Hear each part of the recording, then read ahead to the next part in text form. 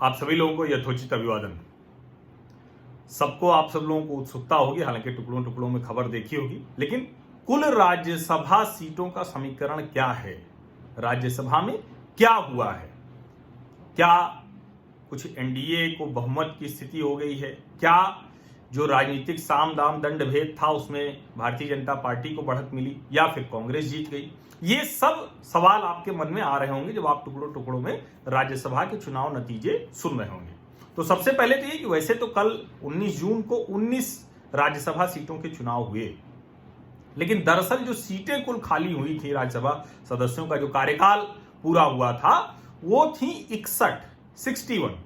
उसमें से 15 सदस्य भाजपा के थे जिनका कार्यकाल पूरा हो गया था, 17 सदस्य कांग्रेस के थे जिनका कार्यकाल पूरा हो गया था। यानी 17 और 15 मिला दें तो 32 हो जाता है, 7 5 12 और 10 10 20 तो 32।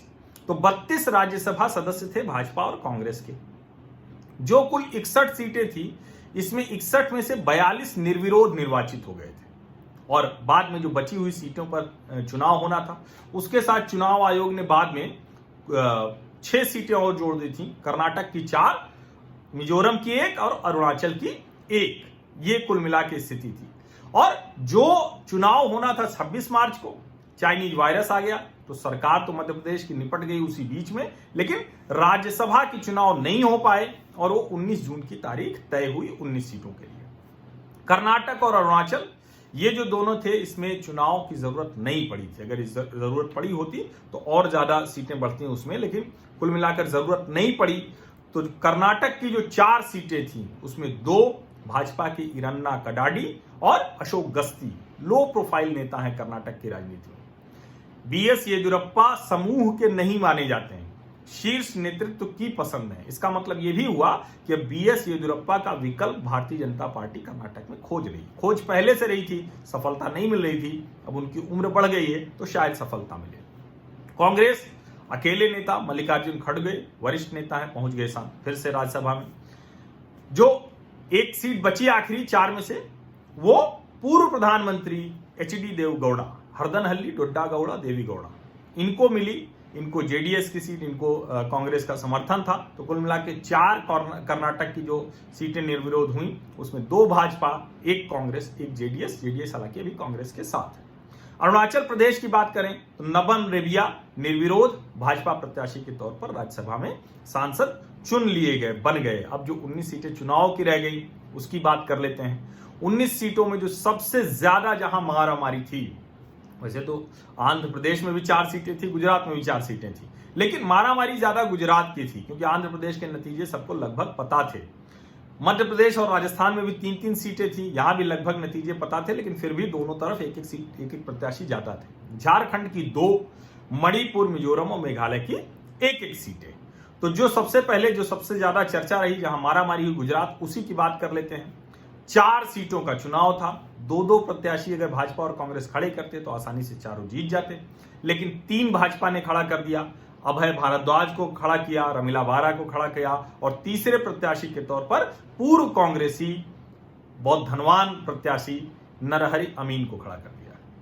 कांग्रेस की तरफ से शक्ति सिंह गोहिल और भरत सिंह सोलंकी, ये दोनों मैदान में थे। हालांकि जब नतीजा आया तो कांग्रेस को निराशा हुई, हार का मुंह देखना पड़ा। उसके पहले कांग्रेस ने वोटिंग तक रुकवा दी, मतदान का नतीजा घोषित करने से रोकने की कोशिश की। जो वहां भारतीय ट्राइबल पार्टी के 2 विधायक हैं, उनके घर दिन भर भाजपा और कांग्रेस के लोग डटे रहे, लेकिन अंत में वही हुआ जिसको साम दाम दंड भेद की राजनीति कही जाती है और उसमें भारतीय जनता पार्टी ने बाजी मार ली। अभी रिसोर्ट पॉलिटिक्स चल रही है, मारामारी चल रही है। जब से विधानसभा के चुनाव हुए तब से अब तक कांग्रेस के कई विधायक इस्तीफा दे चुके हैं। 3 विधायकों ने तो इसी दौरान त्यागपत्र दे दिया, लेकिन इस सब के बावजूद भाजपा का तीसरा जो पूर्व कांग्रेसी नरहरि अमीन है वो राज्यसभा नहीं पहुंचने वाले थे। इसके लिए भारतीय ट्राइबल पार्टी के जो दोनों विधायक थे, इनका मत प्रक्रिया से बाहर होना जरूरी था और आखिरकार भाजपा उसमें कामयाब हो गई और तीनों प्रत्याशी भाजपा के जीत गए। कांग्रेस सिर्फ 1 सीट हासिल कर पाई, यानी 4 में से 3 भाजपा, अकेली सीट कांग्रेस। अब उसके बाद की अगर बात करें आंध्र प्रदेश, तो जो मैंने पहले ही बताया कि वहां कोई गुंजाइश थी नहीं, जगन मोहन रेड्डी की वाईएसआर कांग्रेस ने चारों सीटें जीत ली है। जो प्रत्याशी हैं वो वहां पिल्ली सुभाष चंद्र बोस, मोपी देवी वेंकट रमन राव, अयोध्या रामी रेड्डी और रिलायंस के जो वाइस प्रेसिडेंट हैं परिमल नाथवानी, जो पहले झारखंड से अभी तक चुन के आए थे राज्यसभा सदस्य, वो जीत गए हैं, इस बार वहां चले गए हैं। अब सबसे जो कहें कि पैसे वाली कंपनी है, अब तो कर्ज मुक्त हो गई है, तो उसके प्रत्याशी का हारना आज के समय में लगभग असंभव था। वो भी अगर पार्टी सीधे सीधे दे दे तब तो और असंभव था। मध्य प्रदेश की अगर बात करें तो मध्य प्रदेश में भाजपा ने बाजी मार ली। ज्योतिरादित्य सिंधिया का भरोसा था, तो ज्योतिरादित्य सिंधिया तो सबसे पहले पहुंचने ही थे, और उनके साथ सुमेर सिंह सोलंकी, दो भाजपा के प्रत्याशी जीत गए। कांग्रेस के दिग्विजय सिंह तो जीत गए, लेकिन फूल सिंह बरैया जो दूसरे प्रत्याशी थे उनको हार का सामना करना पड़ा। राजस्थान की बात करें तो यहां भाजपा के एक प्रत्याशी को हार का सामना करना पड़ा, सिर्फ राजेंद्र गहलोत वो जीते। क्यों यहां भाजपा ने दूसरा प्रत्याशी खड़ा किया, कुछ समझ में नहीं आया। अशोक गहलोत ने आरोप भी लगाए, पैसे बांटे गए, 20 करोड़ 25 करोड़ 30 करोड़, पता नहीं क्या क्या बताया गया। हालांकि किसी विधायक को कोई रकम नहीं मिली। इसको लोग कहते हैं कि अशोक गहलोत का जादू था जो राजस्थान में चल रहा था, जिससे साबित करना था कि सचिन पायलट अभी राजस्थान की राजनीति में बच्चे ही थे, बच्चे ही रहेंगे, और वो ये साबित करने में कामयाब हुए। 10 जनपद में उनका नंबर और बढ़ गया। उनकी जो मुख्यमंत्री की कुर्सी थी वो और पक्की हो गई। जो राजस्थान में कांग्रेस के जो राज्यसभा सांसद बने हैं वो केसी वेणुगोपाल और नीरज डांगी। झारखंड की अगर बात करें तो झारखंड में भाजपा के दीपक प्रकाश जीत गए प्रदेश अध्यक्ष के तौर पर, और झारखंड मुक्ति मोर्चा के शिबू सोरेन जीत गए। ये दोनों जीत गए, तो हारा कौन? हारी कांग्रेस। कांग्रेस के प्रत्याशी को यहां हार का सामना करना पड़ा। मणिपुर, ये बड़ा रोचक है क्योंकि यहां सरकार बदलने की भी बात चल रही है। मणिपुर में जो भाजपा की अगुवाई वाली सरकार है वो गिरने की नौबत आ रही है, और उसमें कांग्रेस ने दावा पेश कर दिया है। लेकिन विधानसभा अध्यक्ष ने 3 विद्रोही कांग्रेस के विधायकों को मतदान की अनुमति दे दी। इससे जो भाजपा के प्रत्याशी लिसेम्बा सानाजोबा ये जीत गए, इन्होंने कांग्रेस प्रत्याशी को हरा दिया है। अब इससे यह भी एक संकेत मिलता है कि क्या कांग्रेस वहां सरकार पलट पाएगी या नहीं, अभी वो आगे वो मामला देखने को आएगा। मिजोरम की बात करें तो मिजो नेशनल फ्रंट के वनलवेना ये जीत गए हैं कांग्रेस प्रत्याशी को, उन्होंने यहां भी हरा दिया है। मेघालय, अकेली Rajya Sabha seat Meghalaya democratic front के डॉक्टर डब्ल्यू आर खारलुखी, इन्होंने कांग्रेस के केनेडी खिरियम को हराया है। अब इस सब के बाद क्या पूरी स्थिति बनी, क्या राज्यसभा में कोई बड़ा बदलाव हुआ? तो निश्चित तौर पर भारतीय जनता पार्टी को बड़ा फायदा हुआ है। अभी तक उसके 75 सांसद थे, अब ये जो पूरा 61 सीटों के लिहाज से, 61 में जो 19 ये शामिल हैं जो चुनाव वाली, कुल 61 के लिहाज से जो बढ़त उसको हुई है वो 11 सीटों की हो गई है। 75 पहले थे, अब 244 सदन जो संख्या है उसमें 86 भारतीय जनता पार्टी के हो गए हैं।